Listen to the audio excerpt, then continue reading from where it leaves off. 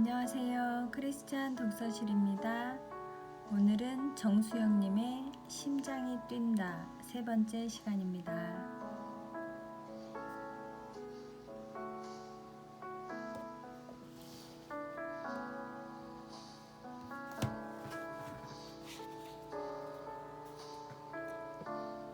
세 번째 이야기, 구원의 음성. 나는 도대체 누구인가? 나는 대구시 두산동에서 사남 3녀의 막내 아들로 태어났다. 대구시라고는 하나 변두리에 있어서 시골이나 다름없는 곳이었다. 고등학교 졸업 후 서울로 진학한 뒤 문학회를 한답시고 허구한 날 작당에서 술을 폈다. 할 말 안 할 말 다 서두며 대학 생활을 했고 군 복무를 끝내고는 바로 미국으로 왔다. 비록 주머니엔 단돈 $700와 미국 의사 자격증밖에 없었지만 나는 세상을 다 가진 사람처럼 오만했다. 내 안에 어떤 생각의 체계를 세워두고 누구와 대면하든 할 말이 있는 듯 행동했고 의기양양했다. 미국에서 5년간의 일반의과 수련을 마치고 모교로 돌아가 교수가 되리라는 계획이 있었고 그러면 내 인생은 그런대로 순풍의 돛담배라고 생각했다. 1978년 10월 난생 처음으로 비행기를 타고 뉴욕 공항에 도착했다. 그러나 나는 택시를 잡아타는 순간부터 당황하기 시작했다. 운전기사가 하는 영어를 전혀 못 알아들었기 때문이다. 대학 시절 학교에 방문한 외국인 대학생들을 안내도 한 터라 그런대로 영어를 할 줄 안다고 생각했는데 천만의 말씀이었다. 더구나 아내와 함께 마이애미에 갔을 때 그 광활하고 풍요로운 미국의 모습을 보고 충격을 받았다. 내가 그동안 우물 안의 개구리였음을 깨닫는 순간이었다. 말은 알아들을 수 없고 거대한 미국의 규모에 주눅이 들어서 미국에 도착한 지 일주일도 안 돼 나는 기가 팍 죽었다. 전혀 예상 못한 것은 아니었지만 이 정도일 줄은 몰랐다. 고국에 있을 때는 수많은 밤을 친구들과 술 마시며 얘기하느라 지새웠는데 미국에 오니 아는 사람이라곤 아내밖에 없고 집을 나서는 순간 벙어리로 지내야 했다. 나는 한순간에 의기소침해졌다. 미국에 온 지 한 달쯤 되었을 때 전화번호부를 뒤져 여기저기 전화해서 집에서 가까운 병원에 외과 조수 자리를 구했다. 그렇게 구한 외과 조수 자리이지만 막상 병원에서 조수로 불리고 보니 기분이 나빴다. 닥터 정이 아닌 미스터 정이라고 불리는 것이 몹시 야속했다. 더구나 규정상 조수는 의사 식당에서 밥을 먹지 못했다. 자존심이 몹시 상해서 나는 내년에 수련회 과정에 들어가기까지 잠시 조수로 일할 뿐이라고 누가 묻지도 않은 말을 하고 다녔다. 어느 누구도 내 말에 귀 기울여 주지 않았고 그들이 귀 기울일 만큼 말을 하지도 못했다. 나는 점점 외로워졌다. 그러던 어느 날 문득 나는 도대체 누구인가? 라는 질문이 생기더니 도무지 이 질문이 떠나지 않았다. 수많은 사람들에 둘러싸여 닥터 정으로 살다가 아무도 알아주는 이 없는 이 무인도 같은 곳에 버려진 나는 누구인가? 나는 도대체 어디서 와서 어디로 가는 존재인가? 나는 술을 무척 좋아했지만 고국에서는 단 한 번도 혼자 술을 먹은 적이 없었다. 하지만 여기선 상처받은 자존심을 부여안고 혼자 술을 마시는 날이 많았다. 글을 잘 쓰지는 못했지만 대학 시절 똘배 문학회를 만들어 토요일 오후면 친구들과 술집에 모여 앉아 문학을 얘기하고 사회 정치를 논하곤 했다. 나는 내가 제법 주관이 뚜렷하고 내 생각을 논리적으로 말할 줄 안다고 생각했다. 하지만 문학도 사회 정치에 대한 뚜렷한 철학도 오늘 내가 처한 현실을 설명하지는 못했다. 대학 시절 나는 실존주의를 맹목적으로 신봉했다. 그래서 매 순간 스스로 선택하고 결정하며 사는 것이 인생의 주인으로 사는 길이라고 믿었다. 그런데 미국행을 결단하고 이행하기까지 나 스스로 선택하고 결정했건만 미국에서 나는 내 인생의 주인 같지 않았다. 당시 나의 졸업 동기생 7명이 뉴욕과 뉴저지에 살고 있어서 한 달에 한 번 그들을 만나는 것이 유일한 위로였다. 나는 더 이상 지난날 술잔을 비우며 삶을 호령하는 내가 아니었다. 내가 처한 상황에 바득바득 숨이 차서 헐떡일 뿐이었다. 그 무렵 아내는 옆집에 사는 친구를 따라 교회에 다니기 시작했다. 서울에 있을 때 가끔 교회나 성당에 들른 적은 있지만 믿음과는 상관없는 일이었다. 얼마 후 아내가 교회에 가자고 권했지만 나는 단호하게 거절했다.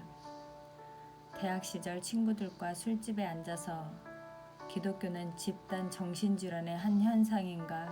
라는 제목으로 열띤 토론을 하지 않았던가. 그런 내가 어떻게 교회를 다닐 수 있겠는가.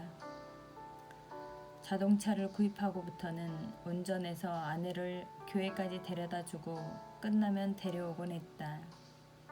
어쩌다 비라도 오는 날이면 집에 돌아갔다가 오기가 번거롭기도 하고 아내의 간청도 있고 해서 마지못해 교회에 들어가 앉아있기도 했다.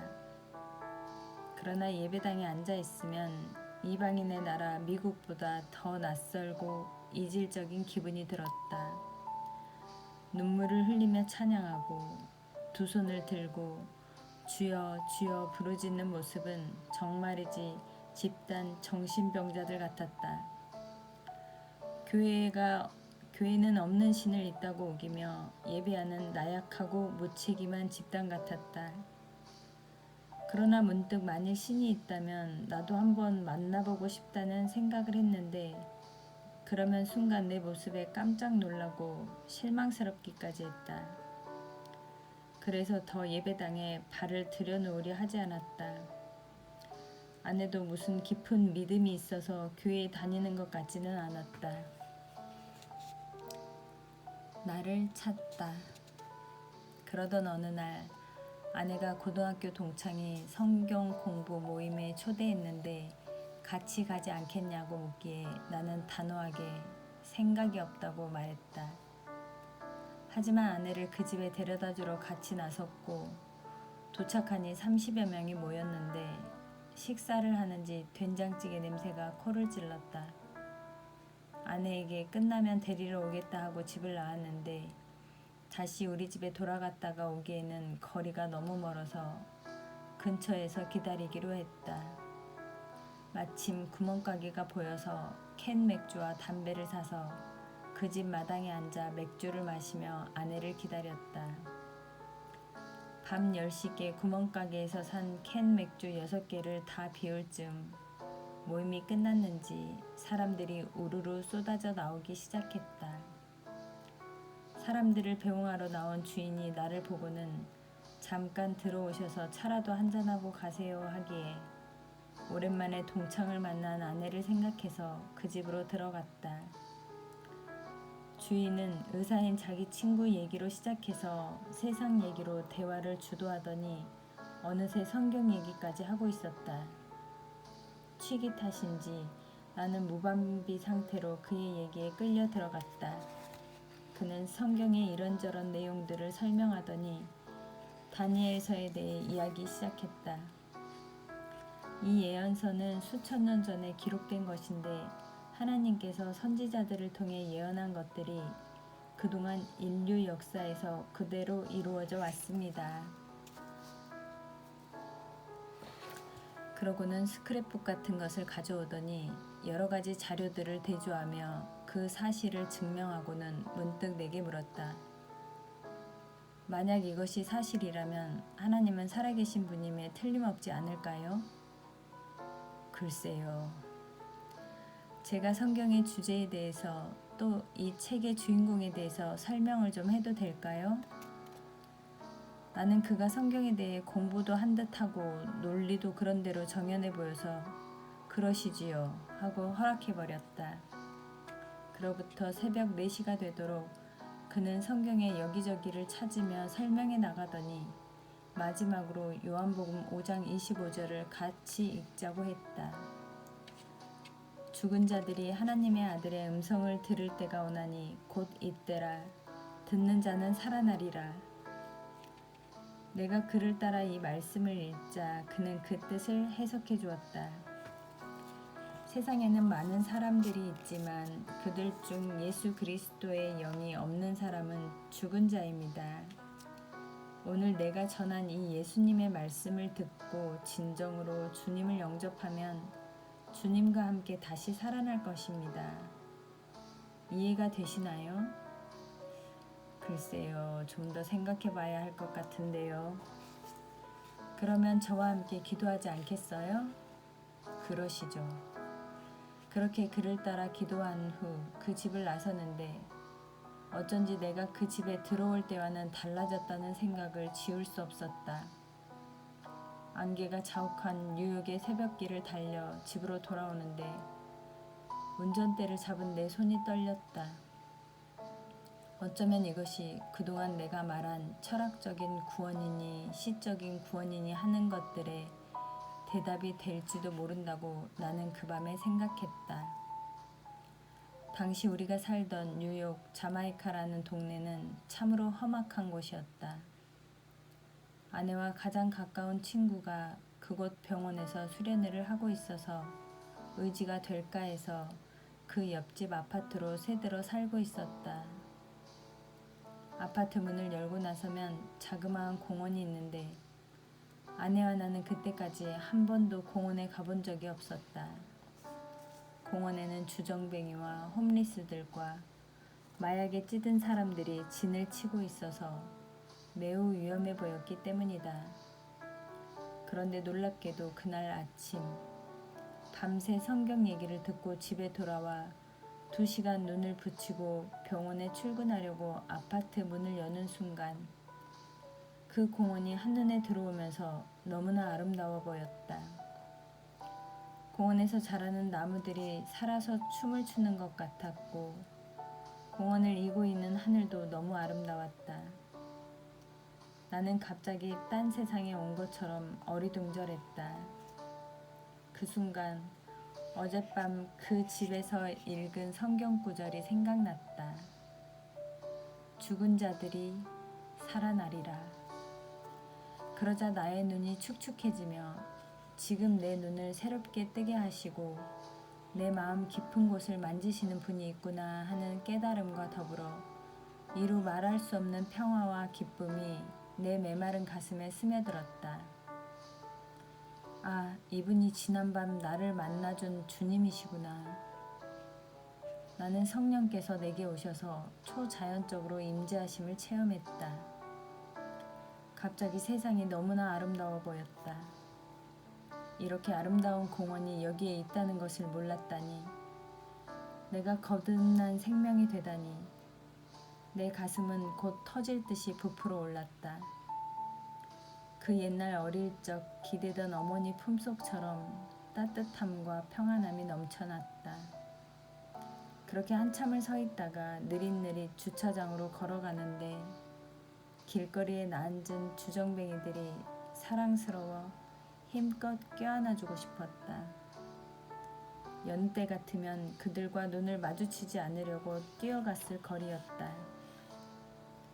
운전을 하고 병원으로 향하는데 창밖으로 스쳐가는 한 사람 한 사람이 그냥 보이지 않았다. 그들은 과연 내가 만난 하나님을 알까? 이 기쁨을 소유했을까? 단 몇 시간 사이로 변한 나 자신이 나조차 너무 놀랍고 신기했다. 어떻게 한순간에 밤과 낮이 다른 것처럼 내 생각과 마음을 바꿔놓을 수 있단 말인가. 이것은 책을 읽고 감격해서 어쩔 줄 몰라 하던 것과는 차원이 다른 것이었다. 나는 오랜 방황 끝에 주님을 만난 것이다. 사도 바울이 내 몸에 예수의 흔적을 지니고 있노라 한 것처럼 주님은 내 마음 깊은 곳에 나만 알 수 있는 흔적을 남기셨다. 하루아침에 주님의 흔적을 갖게 되어 변화된 나는 지난날 멋있다고 여기던 일들이 참으로 허망하고 방탕한 것이었음을 알게 되었다. 내가 그렇게 주님의 가슴에 화살을 쏘며 살았구나. 내가 멋이라고 생각하던 것들이 하나님 앞에선 죄였구나. 지난날 성경의 참된 진리를 모른 채 무책임하게 쏘아대던 말들이 화살이 되어 내 가슴을 찔렀다. 성경을 읽어보지도 않고 기독교에 대해 알아보지도 않고 남들이 하는 얘기만 듣고 내 생각인 양 제멋대로 떠들지 않았던가. 세상 법정이라면 내 죄는 무고죄에 해당했으리라. 그러나 예수님은 법정에 선 나를 위해 무죄를 주장하셨고 하나님은 예수님으로 인해 무조건 용서해 주셨다. 나는 그날 아침 아버지의 사랑을 깨달았다. 6살 되던 해에 아버지를 잃었기에 지금까지 아버지 사랑이란 걸 모르던 내가 아니던가. 그리고 내 인생의 주인은 내가 아니며 내 삶의 근원에는 죄가 있는 것도 알게 되었다.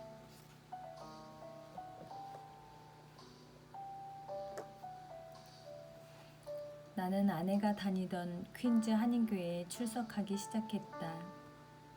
다시는 발을 들여놓지 않으리라 결심했던 예배당에 들어가 맨 앞줄에 앉았다. 많은 사람들이 나를 환영해 주었다. 마치 고향에 온 것처럼 따뜻했다. 예배를 드리기 시작하는데 눈물이 앞을 가렸다. 내가 하나님을 알기 전에 말한 대로라면 나야말로 중증 정신병자가 되어가고 있었다. 찬송을 불러도 설교를 들어도 나는 울고 또 울었다. 죄 많은 곳에 은혜가 더하는 것일까? 술 마시고 방탕하게 사는 것도 모자라 되지도 않은 말로 하나님을 대적하고 하나님을 믿는 사람들을 비난하던 나 같은 죄인을 용서하시고 이토록 따뜻하게 넘치는 사랑으로 만나주시다니 나는 감격하고 또 감격했다. 대학 시절 지금의 아내를 만나 데이트하면서 느끼던 뜨거운 감정이 되살아나기 시작했다. 하루 종일 같이 있어도 헤어지면 아쉬워서 다음 만남을 손꼽아 기다리던 늘 목마른 사랑을 하나님께 똑같이 느꼈다. 하나님은 하루 24시간 동안 내 삶을 점령하시고 내 삶을 바꾸어 가셨다. 그런 하나님의 사랑이 느껴질 때마다 나는 나의 죄된 모습으로 인해 아팠다. 거반 6개월을 틈만 나면 온 것 같다. 누군가와 얘기하다가도 예수님 얘기만 나오면 속수무책으로 울었다. 그리고 병원과 교회 일 외에는 어떤 것에도 관심이 없어졌다. 하나님을 위해 무언가 하고 싶어서 할 일을 찾다가 주일에 나이 많은 성도님들을 모시러 다니는 일을 하기 시작했다. 또 청년의 일도 하기 시작했다. 내가 하나님 나라의 일꾼이 되었구나. 예전엔 한없이 하찮아 보이던 일이 너무 귀하게 여겨졌다. 세상을 보는 눈이 완전히 달라진 것이다. 가정 예배도 드리기 시작했다.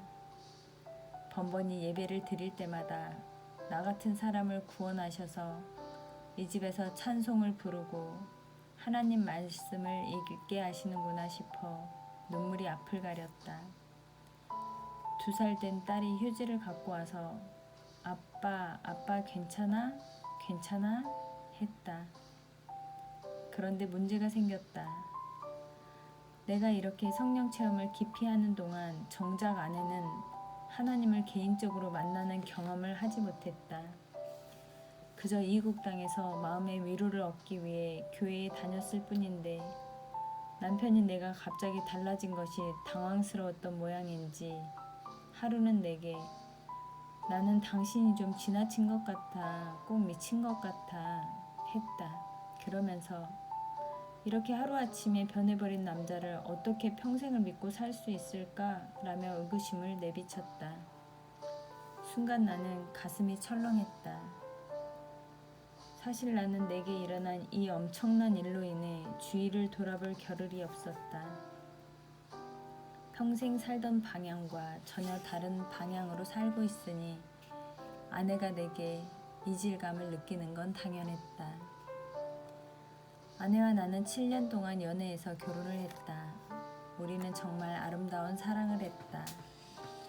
아내는 내가 본 여자 중 가장 예뻤고 따뜻했고 상냥했고 건실한 여인이었다. 그런 여인이 나를 좋아해 주는 것이 감사해서 늘 이렇게 말하고 다녔다. 세상은 참 공평한 거야. 예쁜 여자는 잘생긴 남자만 좋아하지 않고 나 같은 촌놈에게도 가끔 마음을 주니까. 그렇게 사랑하고 감사하게 생각하는 아내한테 그런 얘기를 들으니 좀 충격이었다. 그러나 다행히 아내는 내가 일시적으로 그러는 것이 아님을 알고 자신도 믿음을 가지려고 노력했다. 하지만 부흥회도 다니고 금식 기도를 하러 기도원에도 가고 했지만 좀처럼 믿음을 가질 수가 없는 모양이었다.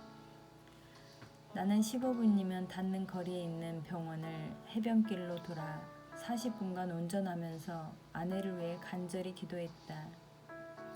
그렇게 1년을 기도하며 보내던 어느 날 아내도 드디어 하나님을 깊이 만나게 되었고 성령의 은사를 받아 뜨거워졌다.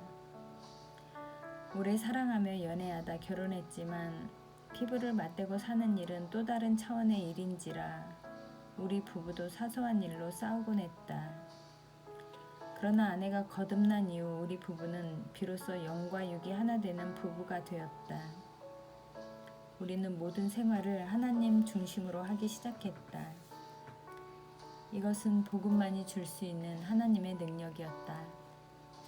그냥 철학이나 개념이나 이론이 아니라 삶에 실질적으로 나타난 하나님의 능력이었다. 나는 거듭난 후 오랜 갈증에 시달려온 사람처럼 하나님의 말씀을 읽기 시작했다. 이 말씀을 살아있는 능력이었다. 나의 겉과 속을 바꾸는 혁명적인 능력이었다. 나의 외면 세계는 말할 것도 없고 내면 세계까지 급속도로 변화되기 시작했다. 실로 이 말씀은 혼과 영과 및 관절과 골수를 찔러 쪼개기까지 하며 새로운 내면의 영적 질서를 만들어갔다. 말씀은 내가 살면서 얻게 된 내면의 상처들을 치료했고 날마다 새로운 깨달음으로 나를 이끌었다.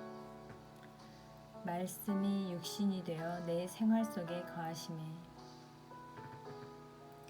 하나님을 만난 후 외과 조수로서 일하던 병원을 그만두었다. 정식으로 수련의 과정을 밟으려면 아직 시간이 남아 있어서 다른 병원으로 옮겨 드디어 의사로서 일하기 시작했다. 당직을 서던 어느 날 나로서는 할 수 없는 일이 있어서 선임 의사를 불렀더니 새벽에 잠을 깨워서인지 몹시 화를 내며 이렇게 말했다. 이런 것도 못하면서 무슨 의사라고. 그가 쏟아내는 부당하고 억울한 말을 듣고 당직실에 돌아왔는데 너무 속상했다. 간호사가 전화해서 내일 그 의사가 당신에게 한 부당한 언사들을 보고할 테니 걱정하지 말라고 했지만 전혀 위로가 되지 않았다. 그러다 무심결에 책상 위에 놓아둔 성경책을 펼쳤는데 스바냐 3장 17절이었다. 너의 하나님 여호와가 너희 가운데 계시니 그는 구원을 베푸실 전능자이시라. 그가 너로 말미암아 기쁨을 이기지 못하시며 너를 잠잠히 사랑하시며 너로 말미암아 즐거이 부르며 기뻐하시리라 하리라. 천지를 지으신 전능한 하나님께서 나로 인해 기쁨을 이기지 못하신단다. 나는 이 말씀을 읽고 금세 평안을 찾았다. 이 새벽에 주무시지도 않고 내게 일어난 이 하찮은 일로 인해 기다리신 하나님의 사랑이 놀라웠다.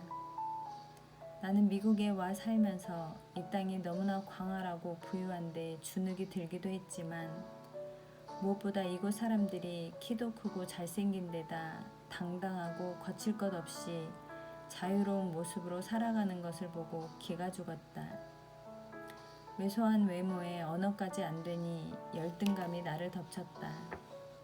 하지만 하나님을 만나고 말씀을 통해 나의 정체성을 알기 시작하면서 이 열등감으로부터도 빠져나올 수 있었다. 나는 그동안 내가 보는 나와 남이 보는 나 사이에서 갈등하며 살았다. 아니, 사실을 말하면 남이 보는 나를 좀 더 멋지게 세우기 위해 대부분의 시간을 보냈다.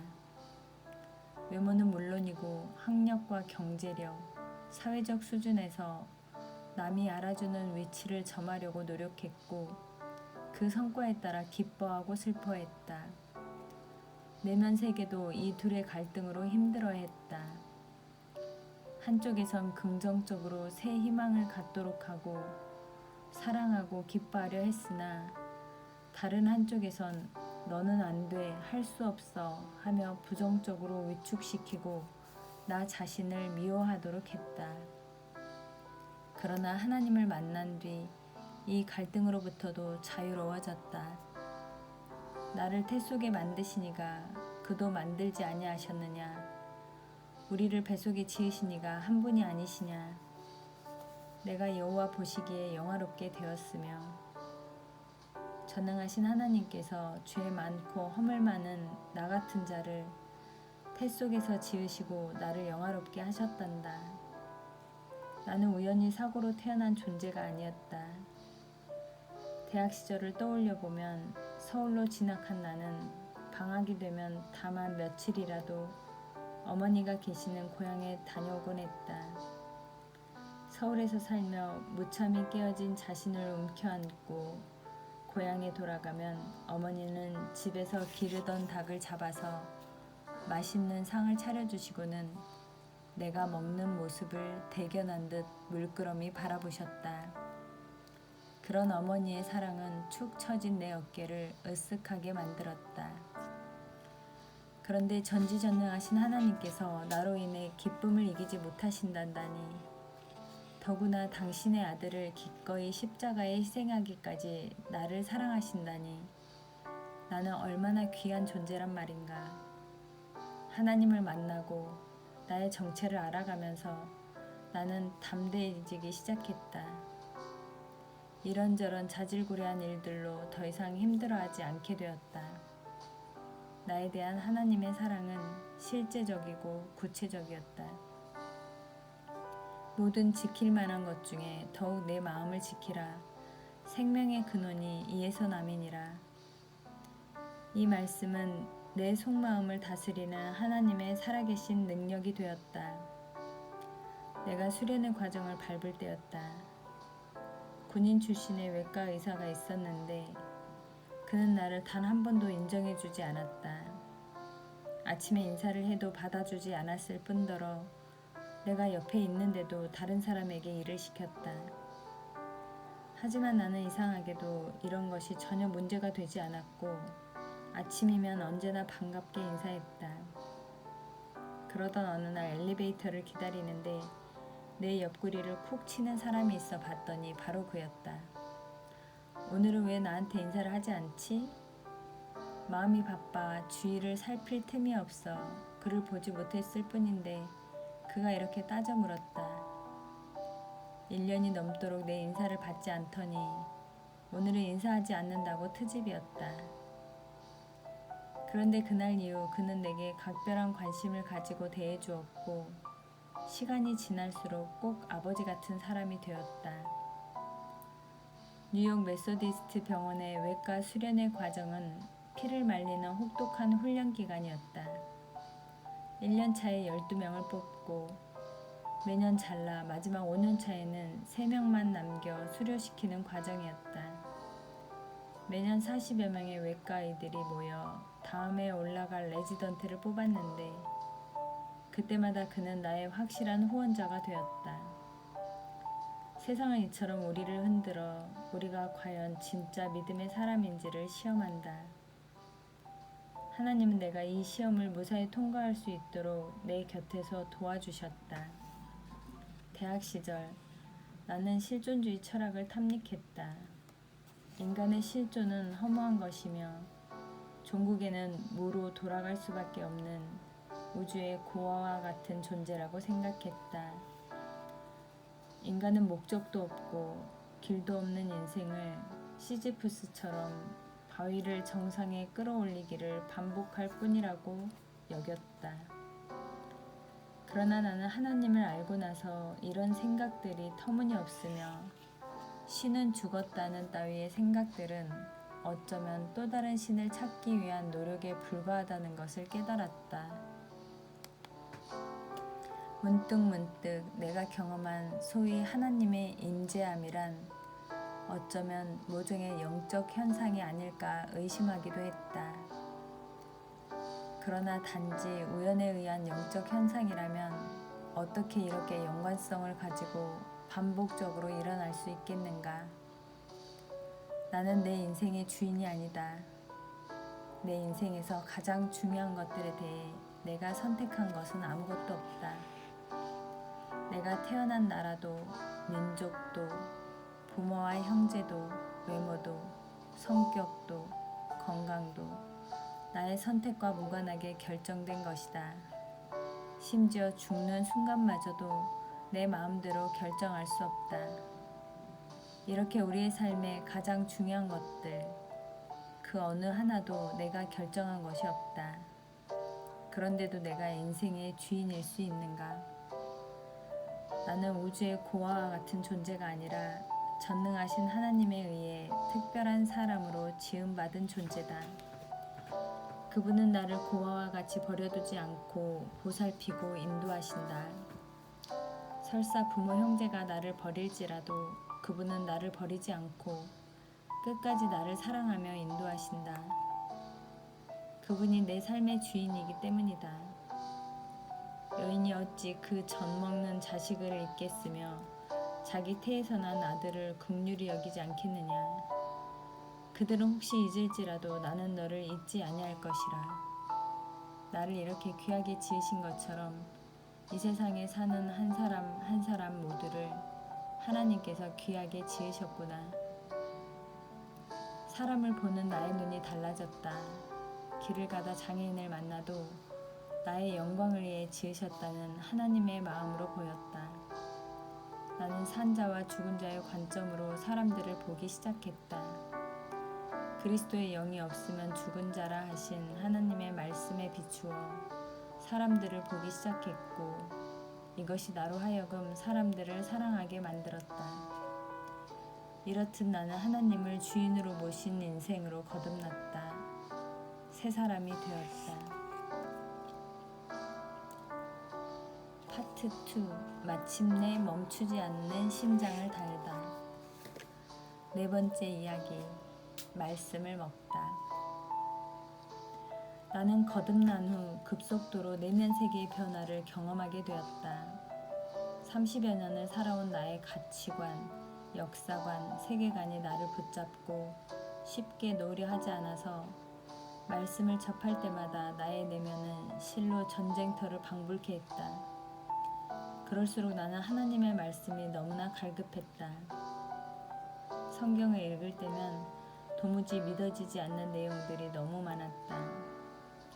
과학적이고 이성적인 기준에서 수긍할 수 없는 내용들을 만나면 일단 판단을 보류했지만 혼란스러운 것은 어쩔 수 없었다.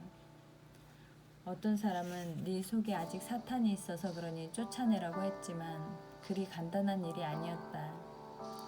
주님을 만난 것도 확실하고 세상과 삶이 변한 것도 의심의 여지가 없지만 오랫동안 나를 지탱해온 그 무언가가 때를 따라 믿음의 근간을 흔들고 있었다. 나는 기적적인 하나님의 임재를 체험하며 주님을 만났는데도 예수님이 행하신 기적들을 믿을 수가 없었다. 사람은 눈으로 본 것은 더욱 믿지 않는다는 말은 이런 경우를 두고 한 말인가 보다. 당시 나의 신앙생활을 인도해준 장로님이 있는데 그는 혈관외과 의사로 살아있는 성자 같은 분이었다. 차를 팔아 교회 건축헌금을 낸 뒤 전철과 버스를 갈아타며 병원에 출퇴근하셨다. 나는 장로님을 찾아가 성경에서 이해할 수 없는 부분들을 따져 물었다. 장로님은 내 질문에 언제나 성심껏 답해 주셨지만 어떤 것은 시원하지 못한 것도 있었다. 그러던 어느 날 수요 예배에 참석하기 위해 퇴근하자마자 곧바로 교회로 향했는데 예배를 인도하시던 전도사님이 설교를 마친 뒤 다 같이 기도하자고 하셨다. 그러고는 두 손을 들고 주여를 3번 외친 뒤 합심하여 큰 소리로 기도하자고 하셨다. 나는 하나님이 귀가 어두우신 것도 아닌데 왜 큰 소리로 기도해야 하는지 이해할 수 없었지만 까짓것 해보자 싶어 손을 들고 큰 소리로 주여를 외쳤다. 그런데 불과 몇 초 지나지 않아 누가 내 어깨를 두드려서 눈을 뜨고 돌아보니 아무도 없었다. 팔을 올리고 크게 소리질러서 어깨 근육에 경련이 일어났나 하며 다시 눈을 감고 기도하는데 이번에는 누군가가 나의 올린 팔을 잡고 나를 공중으로 들어 올리는 게 아닌가. 그 순간 나는 하나님이시구나 하고 직감했다. 그러자 내 마음속에 말로 형용할 수 없는 평안과 기쁨이 넘쳤다. 내 몸이 솜처럼 가벼워져 하늘을 오르는 황홀경에 젖어들었다. 아, 이것이 천국이구나 하는 순간 나는 다시 원래대로 돌아왔다. 짧은 순간이지만 놀라운 하나님의 임재하심을 체험한 것이다. 예배 후 목사님을 찾아가 방금 내가 경험한 것을 얘기했더니 목사님은 그저 좋은 것이야, 좋은 것이야 하셨다. 나는 삶에 고비가 생길 때면 이때의 경험을 떠돌리며 마음의 평안을 되찾곤 한다. 한 번은 비행기를 타고 가다가 기류 변화로 기체가 몹시 흔들려 당황한 적이 있는데 그때도 이때의 경험을 떠올리며 마음의 평안을 찾았다. 언젠가 육신의 옷을 벗는 날 나는 이 천국의 신비한 평안으로 돌아갈 것을 확신한다. 이 일이 있은 후 놀랍게도 그토록 믿어지지 않던 성경 말씀이 믿어지기 시작했다. 말씀을 믿지 못하는 나의 마음을 이날 성령께서 깨치신 것이다. 이제는 도리어 내가 이 말씀을 왜 믿지 못했는지 이해할 수 없게 되었다. 말씀이 믿어지니 성경 읽기가 더 재밌어진 것은 물론이었다. 이 깊은 죄. 말씀은 내가 자격으로는 하나님의 자녀가 되었지만 실제로는 갈 길이 먼 사람이라는 사실을 일깨워 주었다. 하나님을 알기 전에 몸에 익힌 죄된 습성들이 순간순간 깨어났기 때문이다. 내 마음속에는 아직도 하나님을 대적하는 그릇된 생각과 습관과 논리들이 오글거렸다. 초자연적인 체험들을 하게 하셔서 내 생각을 바꾸고 마음을 변화시키셨건만 나는 때때로 하나님을 전혀 모르는 사람처럼 행동했다. 그때마다 나는 깜짝깜짝 놀라며 아직 갈 길이 멀었음을 한탄했다. 이 죄의 뿌리는 도대체 어디가 끝이란 말인가. 나는 때로 단기 기억 상실증 환자처럼 굴었지만 그럼에도 하나님의 말씀은 나의 죄된 습성을 보게 하였고 그것을 고치는 능력이 되었다. 말씀은 눈 감은 죄인이던 나를 눈뜬 죄인이 되게 해줬다. 주님을 알기 전에는 죄가 무엇인지도 모르다가 이제 죄에 대해 눈을 뜬 것이다. 바로 그 자리에서 나는 자라야 했다. 말씀은 지금까지 살면서 내가 구축해온 경험과 교육과 관습과 생각이 한낱 편견에 지나지 않음을 일깨웠다. 그리고 내가 구축한 세계관이 변하지 않는 한 나는 참된 크리스천이 될 수 없음을 깨우쳤다. 그러나 30여 년을 같이 한 그것은 여리고 성처럼 단단했다. 하루아침에 무너뜨릴 수 없었다. 하지만 하나님의 말씀은 영과 골수를 쪼개며 담을 헐기 시작했다. 자녀들아, 너희는 하나님께 속하였고 또 그들을 이기었나니 이는 너희 안에 계신 이가 세상에 있는 자보다 크심이라. 이 말씀이 내 삶에서 역사하기 시작했다. 내 속에 있는 죄는 어떤 관념이나 지식이 아니라 능력을 가진 생물처럼 나를 요동케 했다. 더구나 그것을 다스리는 배우가 있음도 알았다. 나는 말씀을 읽을 때마다 이 배우의 정체가 드러나고 무너지고 깨지는 것을 경험했다. 그리고 무엇보다 지금 당장 내가 해야 할 가장 시급하고 우선할 일은 하나님 앞에서 회개하는 일임을 알았다. 그러므로 너희가 회개하고 돌이켜 너희 죄 없이 함을 받으라. 이같이 하면 새롭게 되는 날이 주 앞으로부터 이를 것이요. 말씀이 하실 일이 있고 내가 할 일이 있다. 나는 사탄이 놓아둔 세상과 연결된 다리를 과감히 자르고 가던 길을 돌아서야 주님 앞에 이를 것이다. 일주일에 2번 교회에 나가 말씀을 듣는 것으로는 나의 갈급함을 해소할 수 없었다. 이제 겨우 말씀이 믿어졌으면서 성경 전체의 주제를 하루속히 알고 싶어 안달이 났다. 도대체 성경은 무엇을 위해, 누구를 위해, 어떤 주제로 씌어진 것인지 알고 싶었다. 어느 날 어떤 분이 설교 테이프 묶음을 내게 주었다. 한국에서 유명한 목사님의 강해 설교 테이프였다.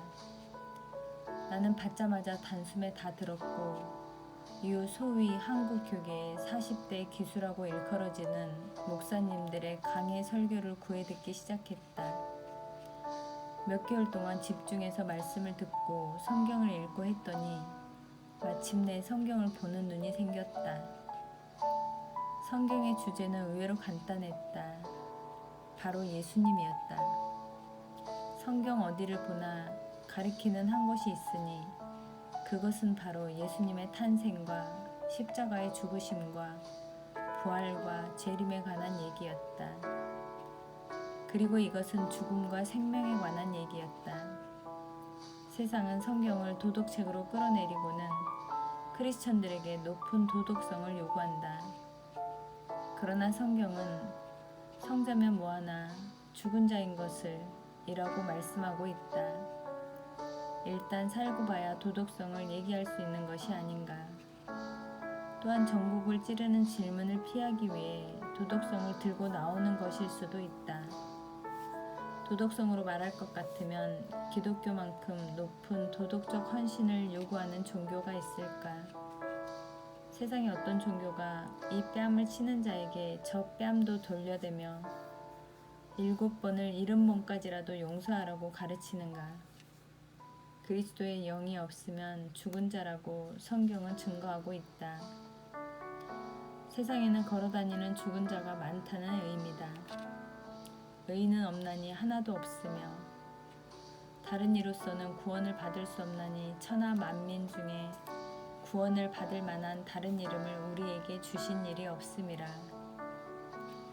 어떤 인간도 의인이 아니며 오로지 예수님을 통해서만 의인이 될 수 있고 하나님이 주시는 생명을 가질 수 있다.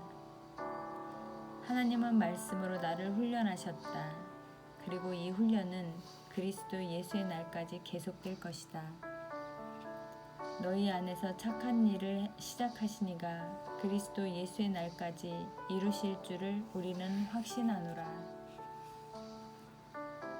감사합니다.